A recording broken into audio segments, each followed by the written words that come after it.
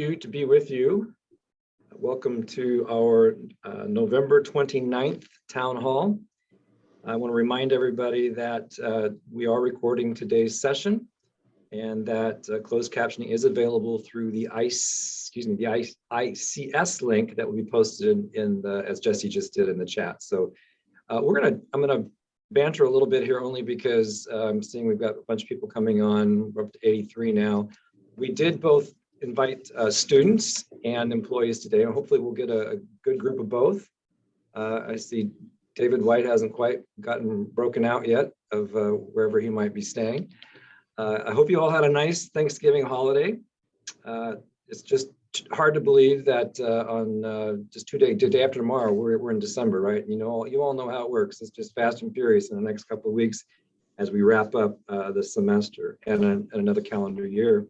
I'm also reminded that today is the second day of Hanukkah, so happy Hanukkah to any of our Jewish brothers and sisters here at the college. Important holiday for all of us. I'm also reminded that today is Cyber Monday. So for the employees, I hope you got all that Cyber Monday shopping done before you got to work, right? I'm looking over my glasses at you. Certainly nobody would shop at work, but I hope you got it done. There's some good deals that are going on out there. But if you happen to not quite get it done at work today, there'll be plenty of time this evening. But I also want to remind you that tomorrow is Giving Tuesday. I know our email boxes have been I know mine have, all kinds of opportunities to give back, and we always encourage that. And I see Keith Rosenthal down at the left-hand corner of my screen, and I know he's always taking checks and other means of payment to support our students. So I hope you'll take advantage of that. So after nearly 2 years, we are going to be back here in the spring. And I've been asked to really emphasize the fact that we are back, folks. We're going to be back. And we're going to talk about what that's going to look like, but we really want to emphasize the fact that we will be back in the spring. And I want to take a moment to, as I have in other settings, and I guess it's okay not to over communicate some of these things, but we've had some folks that have been back with us for the better part of 18 months, right? What was considered and defined as essential services by our county, certainly members of our police department, M&O, some IT folks, some folks keeping us paid and payroll. A lot of folks have been back for the better part of pandemic. So I want to thank them and show gratitude for them helping us keep the ship afloat. And then more and more, we've had some faculty. I know we've got upwards of 70 faculty that have been returning to campus and doing some hybrid instruction. In July, we started to bring classified staff and managers back a couple of days a week. So we've been working up to this grand reopening, if you will, in the spring. But I do want to emphasize that spring semester will also be a transition semester for us as we continue to work towards getting back fully operational, as we have known it, closer to as we've known it in the past. But just sharing a bit of good news. I don't know if in today's IJ, there's a great editorial. And last week, we also had a front page article talking about the fact that we will be paying our students' bills this spring. We'll be paying their mandatory fees for the spring. And that's a really great thing because we really want to help students, those that either had some debt with us, which we're also forgiving some debt that was incurred between March of 2020 and November 2021. We want to make sure that students that they don't have that past debt that gets in the way of their coming back. And we want just as many students as we can, both new and continuing, to come back with us so that we can help continue to meet the mission, fulfill the mission of the college. So we're excited about that. You're going to hear a lot more about that because we're going to take the opportunity to tell that story through marketing and otherwise. But I've been receiving a lot of positive feedback from county leaders and otherwise about this being the right thing to do. And that was in essence what the message was today, and the editorial was it's the right thing for us to be doing. So, and just to clarify, if you haven't, folks may be wondering where we're getting those funds to do that. It's basically through the federal stimulus dollars that we received over the past 2 years. So the purpose of today's forum is to talk a little more about what spring will look like, why we're doing what we're doing, and what we want to do together, because this is a community effort to ensure that we are working towards maintaining a healthy, clean, safe environment for everybody, right? This is, as I've said throughout this past 20 months, is You know, it's not just the custodian's job to clean up after us. We need to clean up after ourselves. We all have a part of this responsibility to ensure we have a safe, clean environment. So I'm going to start. I'm going to have the help today of three of our administrators. Carrie Torres, who is our Assistant Vice President of Instructional Support. We'll have Nikki Harris, who is our Executive Director of Human Resources, and then Greg Nelson, who is our Vice President of Administrative Services. And then later in the questioning, because there was a bunch of questions that were posed ahead of time, I'll be calling on them to help answer those questions.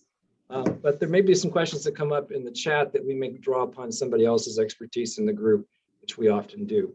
So with that, Carrie, can you start us off by telling us a little bit about why spring looks the way it does relative to course offerings, and then beyond spring semester, what kind of the direction we're moving as far as the offerings that we have.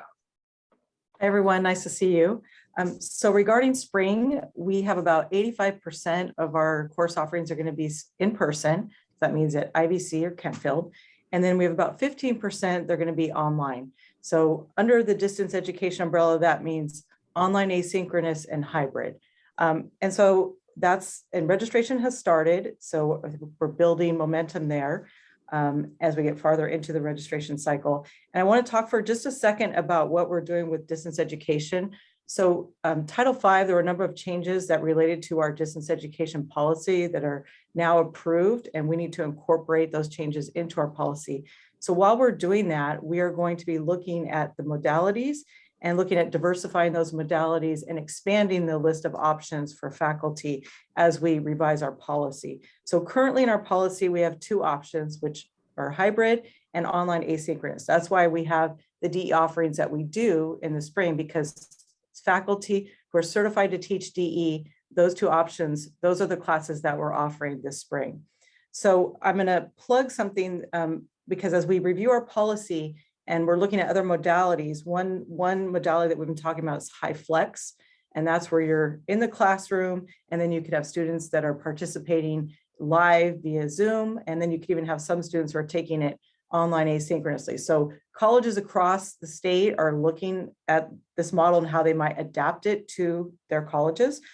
We are bringing in a speaker, January 20th. We're going to have a flex session that's really intended for faculty.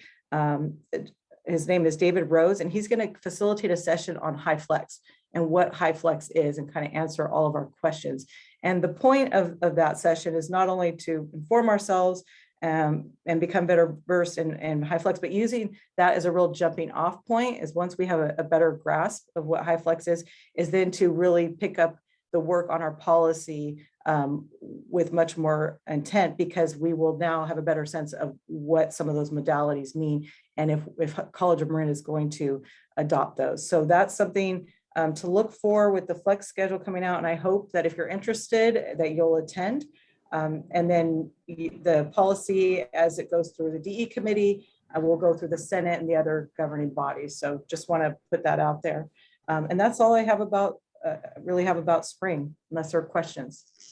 So let me just ask this question, Carrie. So you mentioned 85-15, basically 85% in person, about 15% completely 100% distance education.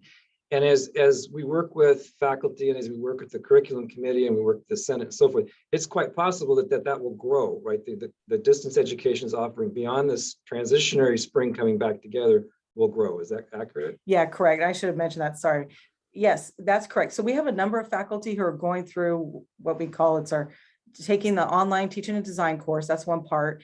And then going through POCR, which is the peer online course review. So once they complete those two parts, bring their course through, then we can start scheduling them. So we have a number of people that are currently in that process somewhere along the spectrum. And then, we expect an expansion of our DE program starting in the fall, and we'll continue to build that out and doing a lot of alignment with the IGETC pattern and also in our career programs to allow students to have multiple ways to meet the requirements so that if it works better for them to come to campus, works better for them online, that we're able to offer that to students, that flexibility and increase access to the requirements that they need to meet for whatever their educational goal is. So yes, we are working through that right now. We'll continue working on that. And just so folks understand, especially if there are students that are actually have joined us, that what enabled us to offer all that we did remotely over the last 20 months was an emergency order, basically, that lifted our accreditation requirements, other kinds of things that then made it necessary that we had to offer everything remotely for the most part. And that's why it's different now. Is that correct, Carrie? Yeah, so we were under what we called the emergency addendum, which allowed us to bring our instruction online and basically move away from our policy, suspend our enforcing our policy during the pandemic. And now we are no longer under that emergency addendum. So we are what we call is returning to our policy. So we are under the requirements of our policy, and that's it's accreditation issue, chancellor's office issue, board issue that we need to comply with that. And that's why this spring we are back to following the policy, and faculty follow the steps that are outlined in the policy to be able to teach online. And the whole point of that is to make sure that students are receiving a quality instructional experience online. So that to get everybody to a baseline level to ensure there's consistency and standardization of our DE program. Terrific. Thank you very much, Carrie. So the comments I'm about to make are anchored in the communication that was sent to employees on November 1st. And then we recently sent a communication to students on November 29th. We actually had hoped that communication to students, and they basically said the same thing, but a little different focus.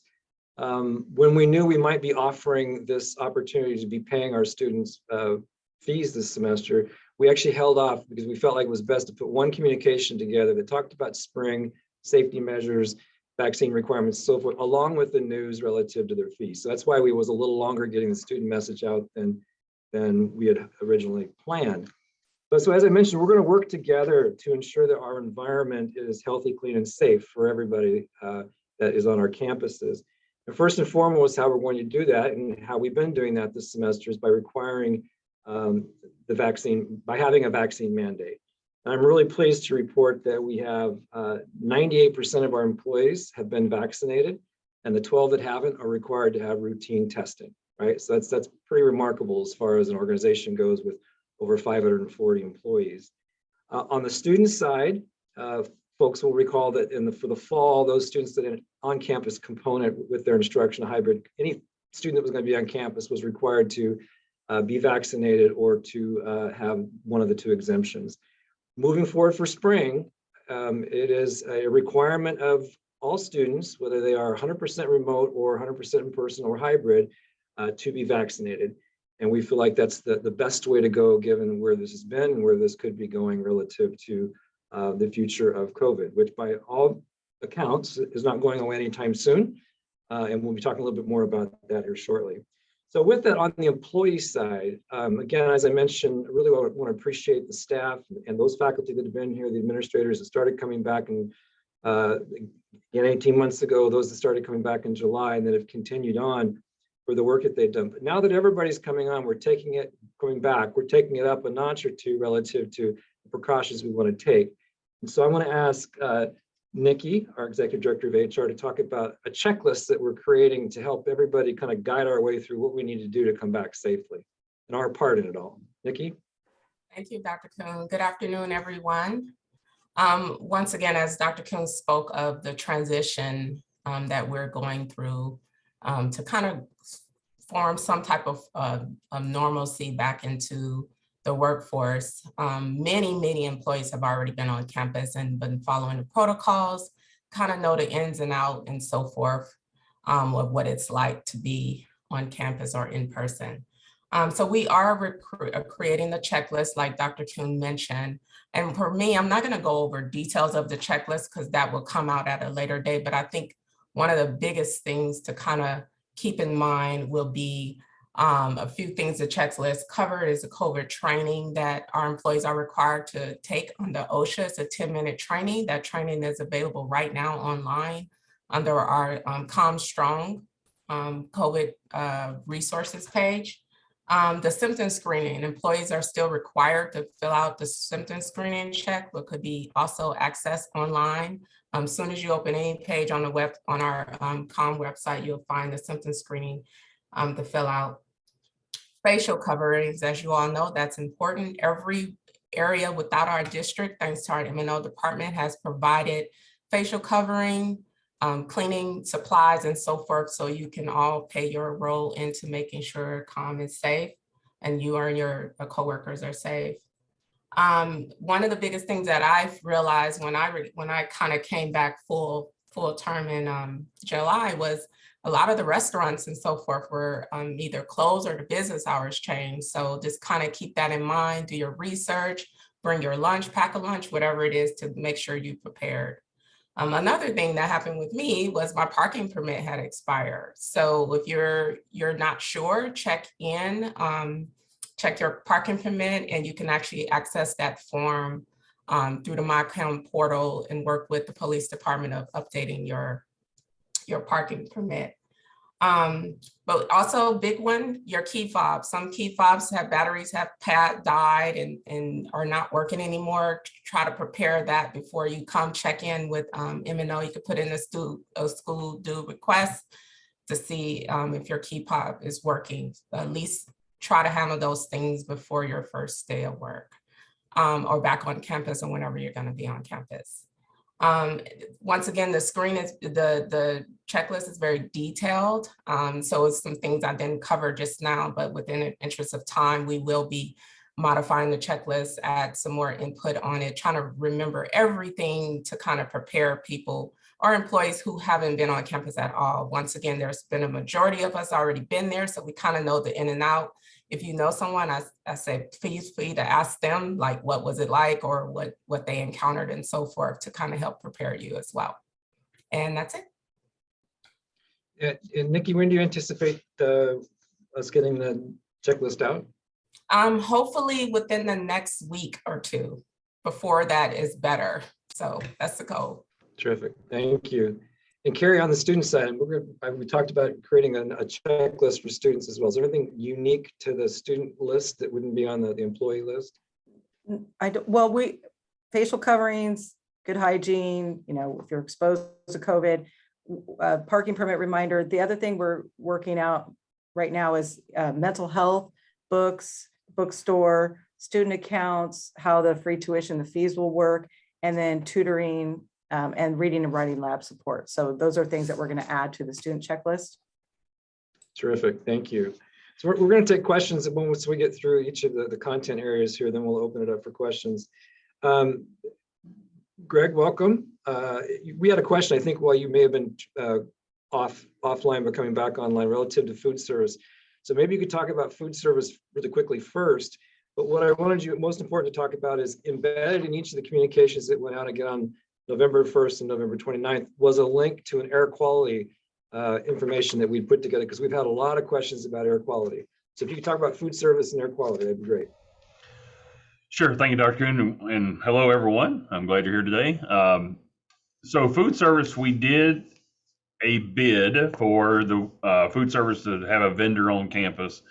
The same vendor was chosen, which is Fresh and Natural. We just did not have enough volume for fall semester to have them on campus. They will be back in the spring for the spring semester, so you'll start seeing them on campus about the 4th or 5th of January. So we will have food service back on campus. We are looking to try to expand that where we can, in addition to IVC as well, because IVC, as the population grows here for the new facilities and so forth, we will need some type of food service, and we're still continuing to work on that. Having food service back on campus, I know, is important to a lot of folks. We're also looking at other options such as coffee carts and other things that can benefit folks as well throughout the day. Changing gears and moving over to the air systems. As you know, air quality has been an issue for a number of years, with whether it be the pandemic, Bay Area fires that we've had to deal with, and that's actually closed the college due to air quality and so forth. I will say that we are in better shape than a lot of our sister colleges, because a lot of them have a lot of older facilities. And during Measure C, the last bond and the current bond, a lot of our facilities have been retrofitted with newer air conditioning systems. During the COVID time period that we've been away, and the maintenance and operations staff have been working, all the filters have been changed out through all the units across both campuses. We also have changed the fluctuation in air cycle to make sure we allow as much outside air in as possible through the system, so we're not using regular generated air. So that outside air will help us as well keep the airflow and keep fresh air inside the buildings. In addition to that, we've also been making sure all the preventative maintenance and tune-up work has been done to the air units in the buildings as well. So in addition to that, to make sure we provide an environment safe for everybody to return, we do have available air purification systems for classrooms and for offices. We made a decision to make the first priority for offices and areas that do not have operable windows that you can actually open for those classrooms.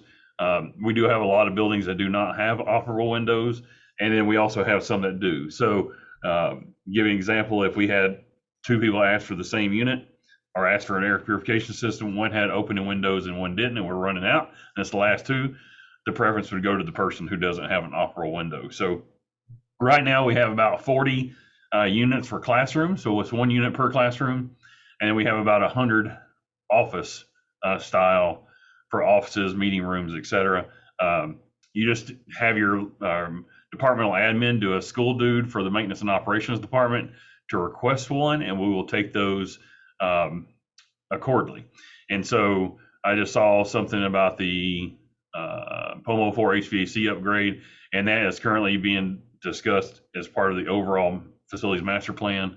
And we'll be waiting for we're doing some work with the board in the early part of the new semester to work on the other funding projects. So with that, Dr. Coon, if there's without any questions, I'll send it back to you. Terrific. I think what we're gonna do is, because we have about 16 people submit questions ahead of time, and out of respect for the fact that they did that, we're gonna go through and answer as many of those questions as we can, and then we'll get to as many questions in the chat as we can.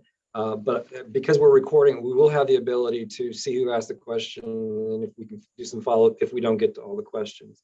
But actually, Greg, the first question has nothing to do with COVID or returning, but the question related to when is the new learning resources building, you know which one, LRC, scheduled to be completed?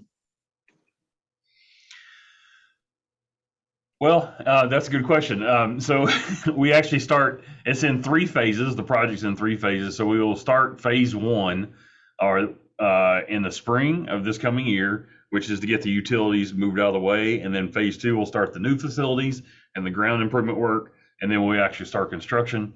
So the completion of the building, we're looking at probably 2025, spring of 2025, which seems like far away, but it's really not that far away. Because we'll have to wait about a half year to 9 months for the state to give us a permit for the building. But we should be finished up with all the plans and have the board sign off on everything by July of this year, this coming year. And once that happens, we'll submit it to DSA for their review. So tentatively, we would start in summer of 2023 is when that real hard work, you'll see some work, but the real trying to get steel out of the ground would probably start in the summer of 2023, summer, fall. Okay, thank you. So this next question has to do with the fact that our beloved Carol Hildebrand, our Director of Community Education, will be leaving us within the next couple of months. And the question was, has a new replacement been found? And the answer to that is no. We're in the process of kind of reassessing what the current organizational needs may be around that position and some other opportunities. So more to come on that one. Carrie, a question for you, and I'm going to combine 2. There was a question about an interest expressed about being able to take ESL online as well as a adaptive PE class online. Can you address, and it ties back to what you commented on earlier, but can you address those 2 in kind of one response? Sure. Yeah. And I know the ESL department is having discussions. So really that stems from a department and faculty talking about delivery modes and if that's appropriate to offer online, hybrid, in person. So I believe that the ESL department, they are having those discussions, but no one has gone through the training. No one's certified yet. So that's why you don't see any ESL offerings this spring. I don't know where the department's going to land on that, but I would say if they're going to roll that out, it'd probably be in the next year after enough people are trained and they decide which courses work best to offer that way. And I would say the same thing for other departments that don't currently offer online courses. They are looking at that because we did learn a lot through the pandemic, what is possible. And I think taking those lessons learned and how we might leverage them and provide greater access to the students. I think that's a discussion that many faculty are having. And again, then coupling that with the training process and then bringing those courses into the schedule. Terrific. Thank you very much. This next question has to do with the free tuition. And just to clarify, the tuition is not free. The college is paying for the tuition. So, and that's an important distinction, right? We are paying the fees of our students. And that is really important because we just don't have the ability to waive these fees, right? Make them go away, because that causes problems in the financial aid world. So we're paying the fees anyway. I get what you're talking about. So the question relates to if the free tuition for spring does not help enrollment, what is the plan to increase enrollment as Marin County K-12 is seeing a decrease in their population? So first of all, I'm really pleased to report that our enrollment did not take as big a hit as many other colleges. On average, I believe most system-wide, it was more than a 10% decrease. Ours was much more modest than that, 8 in one semester, 6 in another semester. So yeah, in part, we are hoping to increase enrollment. But as I started off by saying in the very beginning of this, we are most concerned about ensuring those students that either started off with us and weren't able to finish because of the pandemic and get back in the system and meet their educational goals. And any of the other students that are out there that are interested in getting a start can get that start as well. You know, in the future relative to Marin County K-12 seeing a decrease in population, we've been aware of that for a long time. And that's why we've been doing creative things like the learning communities and the summer bridge and the Compass program. We've been really trying to be creative about how we're working with our K-12 partners. And in fact, there's a group of people as we very speak right now under the leadership of Vice President Eldridge, who's meeting with the San Rafael City Schools to talk about how we kickstart the work we'd started before the pandemic to keep it moving. Okay, too much on that. Okay, Nikki, this is one for you. Is what measures are being taken to help ensure adequate social distancing in classrooms? Sure. Currently, there is no mandate for social distancing in the classrooms. What we're doing is, regardless of your vaccination status, we're asking everyone, including students, employees, and volunteers, to maintain safe distances. Those distances can comply with the county health orders, Cal OSHA, and the California Department of Public Health. So that is the current district position on distancing. Thank you. And then since we just got you warmed up on that one, this next question relates to, are classified staff expected to be on campus more than 2 days a week in spring semester, or does it depend on our department's needs /supervisor? So currently we have an MOU with, if we're referring to CSEA versus SEIU, where we have an MOU with both unions, but right now for CSEA, we have an MOU that expires on June 30th, 2022, that requires employees to be on campus 2 days or more a week. And that depends on the supervisor scheduling. So in some cases, some employees can be scheduled more than 2 days a week. Terrific, thank you. Thank you. Okay, let's see here. This next question relates to, why is spring 2020 convocation being held at IVC when all the rest of the day's required meetings are at the Kentfield campus? Well, I'll just stop there because that's not actually true. Yes, convocation is scheduled for the IVC campus in the Bill and Adele Jonas Center. It's a beautiful facility. And all other activities on that day as it relates to convocation will be scheduled at Indian Valley. So we're not expecting folks to be rushing back and forth between campuses. There was an expressed desire for, when staff are done at 1 o'clock, to be able to go back to their offices to be able to serve students. So those staff that are here at the Kentfield campus would come back. But other than that, we're not having department meetings will be up there. The UPM meeting will be up there. Obviously, I'm at the Kentfield campus right now. So hopefully that cleared that up. There's a question here about, what are our comm psychologists saying in regards to trends or increase in the specific mental health needs that students are facing to predict, or they predict comm will see an increase. So I can't speak to the specific mental health issues, but I do know that as they've been reporting, our psychological services, our professional counselors, mental health counselors, have been seeing an increase in student needs in this regard, as they've reported throughout the last 20 months. And that's why they've been doing all this amazing programming around students and their mental health needs. So more to come on that. I'm hoping what they predict in the future, we can certainly follow up with them. Maybe they can provide a report for us going forward. So this next question relates, given the new variant, do you see having any impact on spring schedule?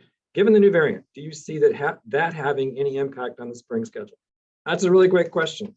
I know that this morning when I was getting ready to motor on up here, there was a lot on the news about this new, and I had to write it down, Omicron variant, right? There's a lot we don't know about it, right? And just as I've said in the last 20 months, I wish I had a better crystal ball than I do, because I couldn't have predicted a lot of where we would have been, and it would have taken this long. But as we've done throughout this, we are going to monitor the information we get, right? There's a lot that's not known about this variant. Clearly, there's some things happening in other countries that they're closing travel and all that kind of thing. Well, we're going to stay on top of it, right? That's why we have an oversight team and so forth that keeps on top of these things. If something changes where we need to pull back or change our requirements, we'll A, communicate that, and B, we'll take the actions we need to, right? We're making decisions today based on what we know today. And as we learn more, if we need to shift, again, as we have, we will, and we'll communicate that. So that's the best I can answer on that at this particular time, given the new variant. So much that we don't know on that, as we have been learning throughout. Okay, Greg, this is a question for you. It relates to fobs. I know it's your favorite topic. I know Klaus is on here if you need backup. So if doors are automatically unlocked before class sessions, can a fob still be used by a faculty member to lock a classroom door while the classroom is empty? This is to prevent thefts of personal items such as personal laptops prior to the beginning class. That's the one question. And there's a question that relates to increased security on campus when classroom doors are open and so forth. So I'll leave it at that. I don't know if Klaus is here because I can't see him. So Klaus, if you're here. Yeah, I'm here. Can you answer the question about the doors on the opening and locking? Yeah, so the fobs should have the ability to manually lock and unlock the doors, even if they are scheduled to be unlocked. Perhaps I should look into putting out a refresher for everyone prior to the start of the semester. We were going to put out a call, just requesting for everyone to please test their fobs, since we've never been in a situation where we've been gone for almost 2 years now. We're not sure how many are going to be functioning still. So we want to be able to be prepared to make sure that we get everybody access when they need it. Yeah, thank you. Because it's a good point, because this morning we had two what we call contractor fobs, and both of them are dead because they've been sitting here for so long. So yes, please help us in that regard, and don't wait till the day or 10 minutes before your class starts to see if your fob works in your office. Please try to just run by here, when you have a chance, just see if your fob unlocks your doors accordingly. And if it's not, just make sure you get notice to us so we can get you a replacement sooner than later, and especially before school starts. So back to you, Dr. Coon. Yeah, well, and the other thing I would say to that is that please watch for a power outage communication that came out last week, that I know that the building that we're in, the academic center, there's a period of time where there is no power for a period of time. Greg, do you want to comment on that relative and tie it to all the more reason not to wait to the last moment to get your keys checked, right?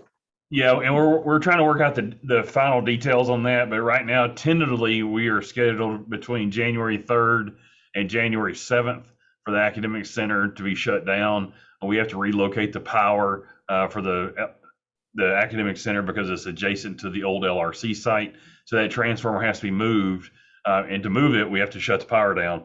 So I know that's the week before we come back, and we're trying to mitigate that as best we can and try to minimize that. But with that in mind, and because of the number of staff and faculty that are actually in and located in the academic center, try to come by before then, because if you come by during that week, there will be no power, tentatively right now. We will have a more communication coming out by the end of this week regarding that, but please try to help us. And also too, I would just add on to that, if you haven't been on campus in a while and you've been working from home, you might want to come in also too, because your computer probably has not been updated in quite some time. And I will just go ahead and tell you from firsthand knowledge, it takes about 45 minutes if your computer has not gone through a system update. you need to let your computer catch up to the rest of us. And it will take you some time. So please bear with it and don't get frustrated with it updating so long. Yeah, and that'll give you time to unpack your cars from anything you took out of your office while you're gone, bring it back in, right? So while your system is updating, you'll have plenty of time to unload, so. Yeah, we will be sending out another communication for all the equipment that has been on loan for those of you who've been working from home or continue to work from home. If there are things that need to come back to the district, we'll be asking for those things to be returned.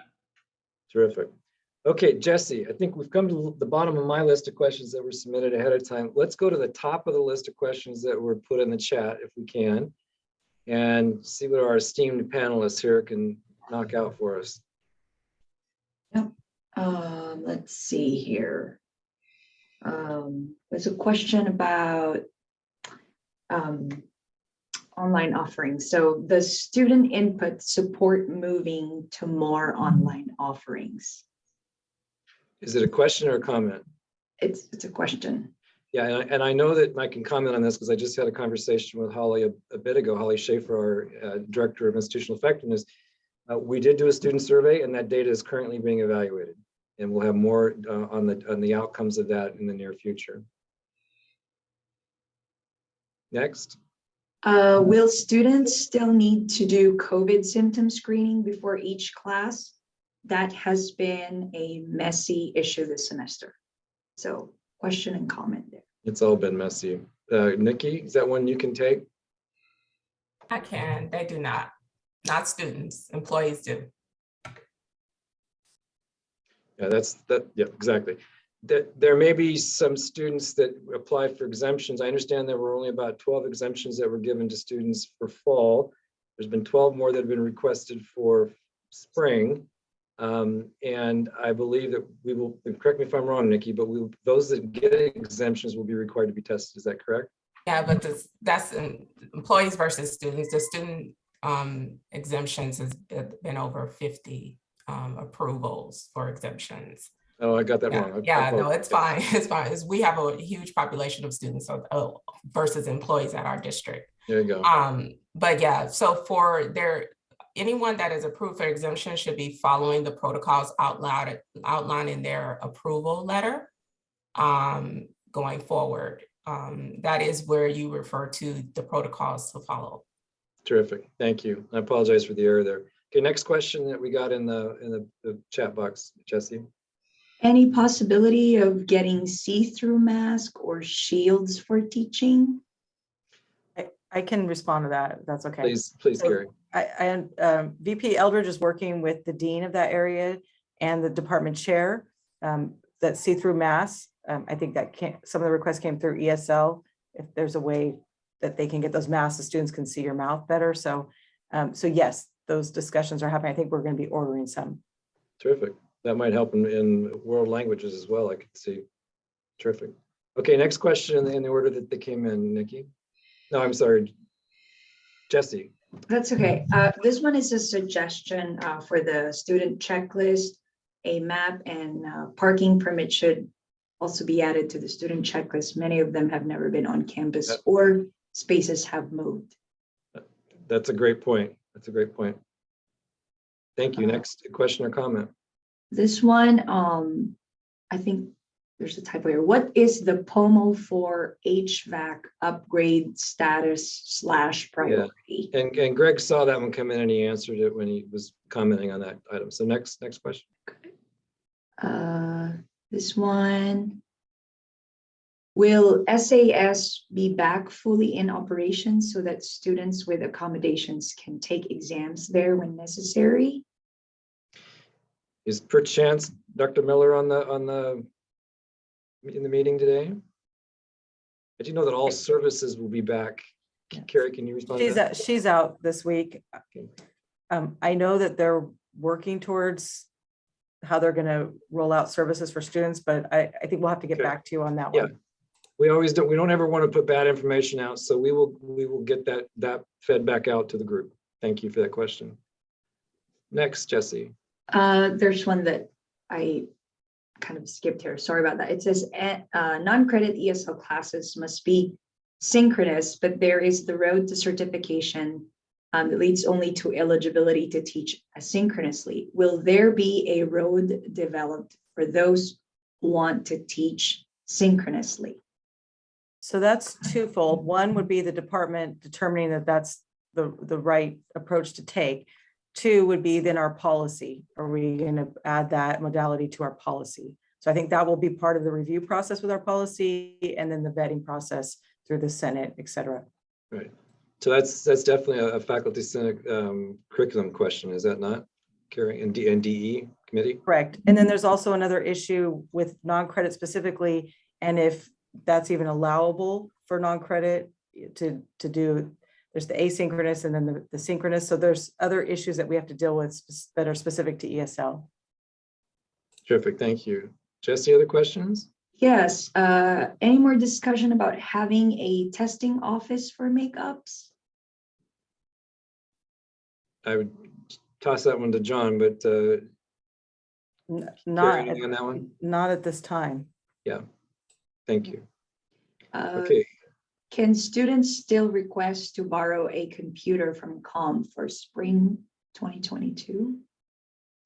I believe that students can still make requests for resources through ComCares. I saw Patrick early on. Patrick Ikotoito is, Patrick, do you have any further comment on that if you're here? Or Sadika, who helps oversee the ComCares? We'll get information back out on that one. I believe it's not too late. I believe we're still providing resources to students to the degree we can. Can I piggyback quickly on that about Please. the target? I've been communicating with Sadika. So just a quick update. The cards for students, that's going to end at the end of this semester. And then the food stand is going to be back. They're anticipating the second week of classes. And then the food pantry service in the health center should resume the first week of classes. Just want to put that out there. Terrific. And I did see pop up that student requests for technology would go through the library. So if that can get the word out to students would be great.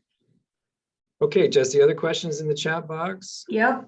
Will instructors be told whether or not students who receive an exemption from vaccination are in their classes? Nikki? I'm going to have a follow-up with that. I believe Jonathan has already communicated that, what that looks like. So I'll ask him to follow up with faculty on that. Terrific, thank you. The other question here is asking whether fully vaccinated is having 2 shots or 3. Fully vaccinated is 2 shots, right? But yeah, 2 shots. 2 shots are the Johnson & Johnson, which is 1 shot. Yeah, but they are suggesting on the Johnson & Johnson that people get a booster on top of that. And they're also suggesting boosters for everybody else that got the other 2. I've had my booster. I encourage everybody else to get your booster when you're eligible. I highly recommend that. Okay, we've got more? Yes. If classrooms without operational windows are given priority for portable air purifiers, couldn't they be outfitted with the devices automatically rather than require instructors to submit requests for the equipment after classes begin? So I will say, one, we have more classrooms than we have resources. And so not all of them, we have an inventory of 40 units for the classrooms, 100 for offices. If we start running low, we can certainly buy a few more, but we also have to manage. We don't have the resources just to send one out to every room in the district. So we're trying to be mindful of that. And just going off of things I'm seeing already, we're already getting requests for school dude for air purifiers. So the process is already working. So make sure, like I said, you just get in touch with your local administrative assistant and they can help you secure that for your room if you deem it necessary. Okay, well, we're covering a lot of ground here today, folks. Jesse? Yeah. Can there be both options, synchronous and asynchronous per department, or do we must all agree in the department? So I think I already touched on that. That's department, there's Title V issues. So I think we probably need to take that offline and talk about that. Yeah. It's in a different venue. Terrific, thank you. Jesse? Doing a great job. This might have been addressed to you, but it says there are classrooms with openable windows, but it's too cold to keep windows open during night classes. Will those classrooms get priority for air purifiers? Sorry, I missed the first half of that. I tell you what, that hasn't come up yet. Let's take that one under advisement. The temperatures is a valid concern at night, so let us take that one under advisement. Okay. A couple more here. Will instructors be required to offer a way to make up missed classes due to illness to encourage compliance with staying home when ill? So is the question about the students being ill or the question about the instructor being ill? The question is about whether instructors will be required to offer a way for makeup if the students miss it due to illness, so that we can encourage them to stay home when they're sick as part of our policy. Carrie. Yeah, I think the instructors should go into the semester with that design in the syllabus and in terms of the whole course structure, and anticipating ways that the students, if someone's out sick, what mechanism is in place for them to do a makeup. So I think that's something the instructor needs to, have clearly articulated in the syllabus from the start, and then the students know what to expect. So I think we can help with kind of thinking about ideas about how to do that, but I think that people should be thinking about that before their classes even start. And based on a conversation I also had with VP Eldridge just a bit ago, I think there are some questions around illnesses and so forth that we probably need to put some guidelines to faculty together, and we'll do that as follow-up. So, how much more, Jesse? Coming down just 4 minutes here. Okay. Will recordings for lectures still be possible through Zoom for students who want to review past lectures and potentially see transcripts via Zoom chat? So I direct messaged, I encouraged that person to reach out to Stacy. There's ways to record things and put them as references for your students in your Canvas pages. So I think, again, going to the experts and with Kathleen and Stacy and getting some guidance on that. Yeah, I know that I could have certainly benefited from being able to see some lectures over and over and over again. So that's a great question. Next question. About two more questions, Jesse, and then we'll respond to the rest remotely. Got it. Faculty question here. Will we get letters about accommodations for students with exemptions? Again, I'm going back to Nikki on that one. Yeah, I would need to check once again. It's similar to the other question. They are tied but together. Jonathan has already communicated. Yeah.